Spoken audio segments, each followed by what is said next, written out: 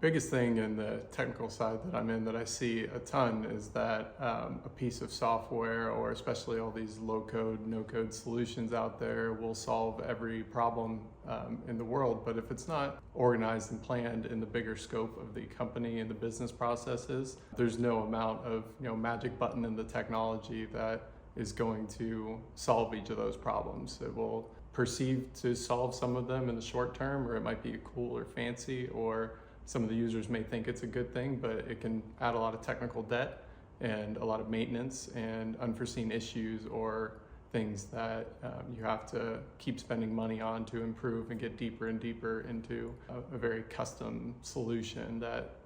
is very hard to unwind and fit to a standard process. And it doesn't always have to be a custom solution replacing it, but I feel like a lot of the marketing around no-code, low-code is that you can do anything on your own without development. And some of these things, if they're not done carefully and with the right mindset, for like a development mindset with the software development lifecycle, you can really put yourself into some spots where you're releasing things that have not been through development and unit testing and quality testing. And I think that's the biggest problem that I see with it, is it unleashes a lot of power into the hands of users who maybe don't understand